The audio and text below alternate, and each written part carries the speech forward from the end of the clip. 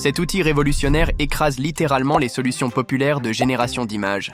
Il regroupe toutes les fonctionnalités dont tu as besoin pour donner vie à tes idées de manière spectaculaire. Et ce n'est pas tout. À la fin de cette vidéo, je te dévoilerai des fonctionnalités encore plus surprenantes dont dispose Dizine AI. Grâce à cet outil, j'ai pu créer un livre pour enfants, en utilisant sa fonctionnalité de personnages cohérents et à l'entraînement de scènes personnalisées. Et si tu veux créer une influenceuse IA pour tes posts Instagram, cet outil est parfait pour toi. Tu peux également créer des photos cinématiques pour tes vidéos sur TikTok et bien plus. Lorsque tu te connectes pour la première fois sur Dizine AI, tu vas tomber sur cette fenêtre et tu dois commencer par créer un nouveau projet. Tu vas ensuite renommer ton projet et choisir le format du canvas. Tu pourras modifier tout ça plus tard. Nous allons commencer par l'outil Text to Image, qui permet de transformer un prompt en image. Comme tu peux le voir tout en haut, le modèle par défaut est Design General. Et lorsque tu cliques dessus, tu vas pouvoir choisir parmi des milliers de modèles préentraînés. Chaque modèle est classé par catégorie pour que tu puisses choisir le style d'image que tu veux générer. Si tu veux faire apparaître tous les styles, tu vas tout simplement cliquer sur All Styles. Pour ma première photo, je vais choisir le modèle commercial portrait. Je colle ensuite un prompt que je viens de générer en amont avec ChatGPT. Si tu actives la case à cocher Prompt Improver, une IA va améliorer ton prompt. Il est utile si ton prompt est trop court ou bien s'il n'est pas très détaillé. Tu vas ensuite choisir le format de ton image dans Aspect Ratio. Il te donne déjà les formats adaptés à tes réseaux sociaux. Une fois que tu as terminé tes réglages, tu vas cliquer sur le bouton Générer. Tu vas ensuite attendre quelques secondes et ta photo sera prête. Il y a des modèles qui génèrent 4 photos et d'autres seulement 2. Tu peux visualiser ta photo en cliquant dessus. Le gros avantage de cet outil est que tu peux utiliser le modèle Flux One. Un modèle qui est réputé pour sa qualité d'image, d'ailleurs je vais l'utiliser dans notre prochain exemple. J'ai également généré des images avec le modèle réalistique pour pouvoir comparer les deux. Comme son nom l'indique, ce modèle permet de générer des photos réalistes. Idéal si tu veux créer ton influenceuse virtuelle par exemple. Si tu cliques sur le petit bouton i d'information, tu obtiendras plusieurs informations concernant l'image générée. Tu peux voir sa résolution, le modèle utilisé, sa qualité et son seed qui est un numéro unique identifiant la photo. Par exemple, les photos ci-dessous ont été générées par le modèle Design Realistic V2. Voici les images générées par Flux One et pour en être sûr, il suffit de cliquer sur le bouton Info. Le bouton à gauche sous forme de cercle fléché permet de régénérer des images avec les mêmes paramètres et le bouton en forme de corbeille permet de supprimer l'image. Cette photo me plaît beaucoup, mais le problème c'est qu'elle porte des lunettes. Pour avoir les mêmes looks mais sans les lunettes, il suffit d'aller dans son info puis de cliquer sur le numéro seed. Une fenêtre pop-up va s'afficher récupérant ce numéro. En collant un nouveau prompt, tu vas obtenir les mêmes images mais sans les lunettes. C'est une méthode qui permet d'avoir la même texture et le même personnage sans passer par l'entraînement des modèles. Comme dans Midjourney, si tu veux générer une variation, il te suffit de cliquer sur le bouton 1 pour la première et de 2 pour des photos s'inspirant de la deuxième. Voici les résultats. Étant donné que c'est une variation de la première image, Dizine propose 2 visages différents. Le bouton Enhanced and Upscale permet respectivement d'améliorer l'image ou bien d'augmenter sa résolution jusqu'à x4. Pas besoin de logiciel tierce pour augmenter la résolution de la photo, et c'est gratuit. Dans le type d'amélioration, si tu choisis par défaut, tu peux améliorer l'image dans sa globalité. Tu peux choisir entre amélioration légère, équilibrée, fluide ou très détaillée. Si tu choisis portrait, tu amélioreras uniquement les portraits de ta photo. Voici un exemple d'amélioration de portrait. Sur cette photo, la main n'est pas très réaliste. Pour remédier à ça, tu vas te rendre dans le menu AI Editor. Tu vas ensuite sélectionner Local Edit. Tu trouveras 3 options pour améliorer une partie de ta photo. Tu peux par exemple choisir lasso si tu veux encercler directement la zone à modifier, ou bien brush pour peindre la partie que tu veux améliorer. Auto permet de sélectionner directement un objet ou un sujet dans ta photo. Dans mon exemple, je choisis la brosse pour peindre la zone à améliorer. En sélectionnant Unselect, tu peux effacer une partie de ta première sélection. Stroke Size permet d'agrandir le pinceau. Le bouton en forme de cercle permet d'inverser ta sélection. Et le dernier bouton te permettra d'effacer toute ta sélection. Dizine génère toujours 4 propositions et il ne te reste plus qu'à double-cliquer sur l'amélioration qui te convient. Si tu veux agrandir cette image, ou plutôt faire un remplissage génératif, tu vas sélectionner l'outil Generative Expand. Tu vas ensuite agrandir les côtés que tu veux générer. Design va ensuite remplir les zones que tu as laissées vides. Tu peux ajouter un prompt ou directement cliquer sur le bouton Générer. Voici les 4 propositions que m'a fourni Design. Je vais sélectionner celle-là. Avec l'outil AI Eraser, je vais supprimer tous les éléments indésirables sur la table, pour laisser la table totalement vide. Et comme ce que je t'ai montré tout à l'heure, il suffit d'encercler l'élément que tu veux supprimer, puis de cliquer sur le bouton Générer. J'ai également rempli l'arrière-plan avec des meubles en le sélectionnant et en utilisant le modèle Modern Hotel. Car dans Design, tu peux sélectionner le modèle pour générer ou remplir tes images.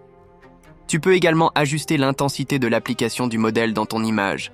À gauche, tu appliques faiblement, et plus tu déplaces vers la droite, plus tu augmentes son intensité.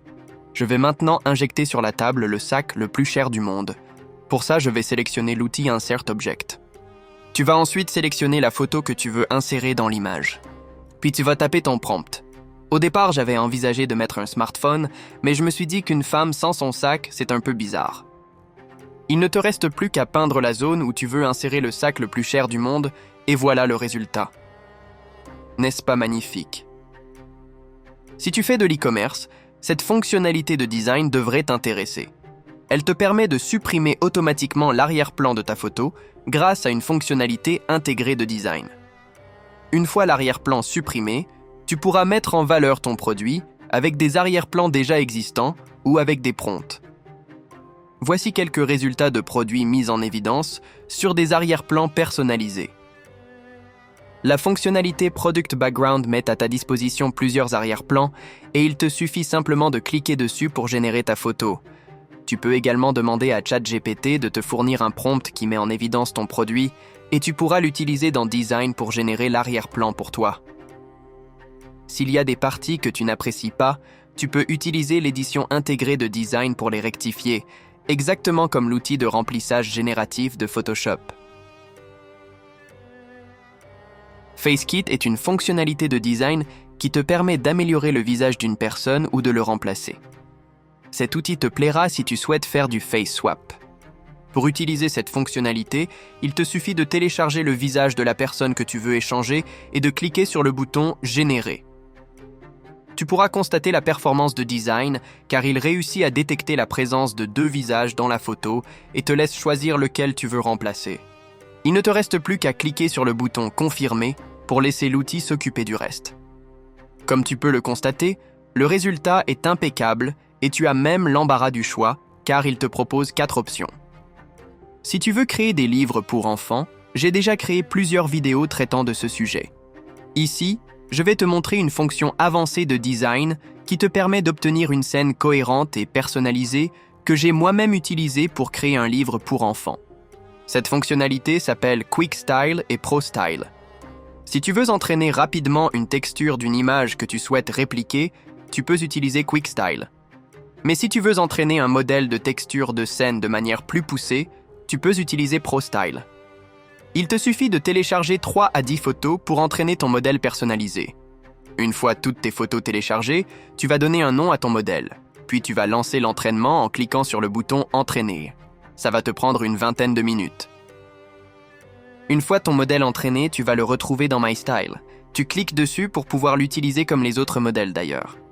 Tu vas ensuite sélectionner le prompt à coller dans Design AI et il ne te reste plus qu'à générer l'image en utilisant ton propre modèle. Assure-toi de bien sélectionner la fonctionnalité Text to Image.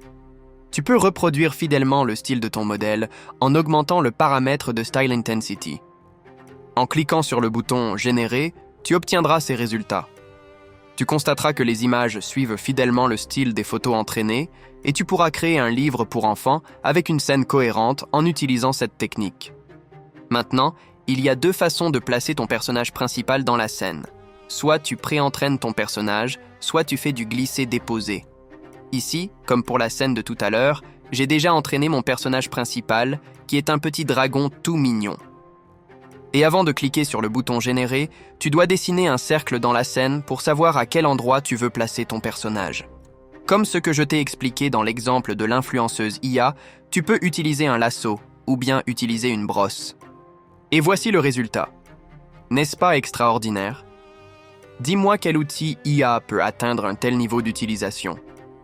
Je ne suis pas sponsorisé par Design, j'aurais bien aimé, mais hélas, non. Mais cet outil, je l'utilise au quotidien et il est vraiment de haut niveau. Pour ajouter d'autres personnages, tu peux simplement faire un glisser-déposer. Il te suffit ensuite d'ajuster la taille pour qu'il s'adapte à ta scène. Tu pourras par la suite télécharger le tout jusqu'à 4 fois sa résolution. De plus, ce personnage anthropomorphique, je l'ai créé à l'aide de Flux One dans Design. Et si tu crées d'autres scènes et que tu trouves que la scène ressemble à la précédente, pour remédier à cela, c'est très simple. Il te suffit d'ajuster les paramètres Structure Match pour permettre à Design de créer de nouvelles images en utilisant moins la texture de ton modèle pré-entraîné. Avec cette méthode, tu pourras créer plein de scènes avec des décors uniques à chaque génération. Tu pourras également créer des variations de la scène qui te plaît en cliquant sur le numéro de la scène en question. Et si tu crois que Design AI est seulement fait pour générer des photos et les éditer, tu te trompes, car il dispose également d'IA générative de vidéos parmi les plus populaires. Donc, sans sortir du logiciel, tu pourras générer des vidéos. Par exemple, cette image que j'ai générée à l'aide du modèle cinématique de Design, je peux l'animer directement ici avec Kling AI, Minimax, Luma Labs ou Runway ML. Dans mon exemple, j'ai utilisé Kling AI. Voici la vidéo.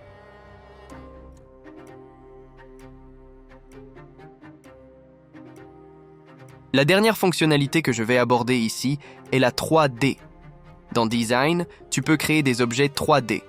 Pour commencer, je vais créer simplement une image 3D en utilisant le modèle Everything Kawaii. Je vais maintenant sélectionner une photo, puis je vais le placer sur le Canva. Pour créer un objet 3D, il te faut d'abord supprimer l'arrière-plan de l'image. Pour générer l'objet 3D, il te suffit de cliquer sur l'outil 3D dans la barre à outils. Une fois cela fait, tu pourras régler les paramètres selon ta convenance puis cliquer sur Générer. Voici l'objet 3D qui a été créé. Tu vas le télécharger puis l'importer dans Design. Tu pourras maintenant le manipuler à l'aide de l'outil Image to Image. Tu peux générer des photos avec divers modèles et manipuler cet objet autant que tu veux. L'avantage de l'objet 3D est que tu peux ajuster sa position pour générer l'image, contrairement à une image 2D. Avec cela, tu pourras contrôler la direction et le mouvement du personnage dans l'espace. Pour télécharger ton objet 3D, il te suffit de cliquer sur le bouton Upload. Comme tu peux le constater, Design a généré les images en fonction de la direction que tu donnes à l'objet 3D et avec le modèle que tu as choisi. C'est très pratique si tu as une exigence particulière quant à la position de ton personnage ou objet, par exemple. Ainsi s'achève cette vidéo. Je mettrai un lien affilié pour obtenir une semaine gratuite ainsi qu'une réduction significative sur ton futur abonnement. Je ne suis pas sponsorisé par Design, mais si tu veux me soutenir, n'hésite pas à passer par mon lien. Je prépare également une vidéo qui est super tendance actuellement, donc n'hésite pas à t'abonner et à activer la cloche pour ne pas la manquer.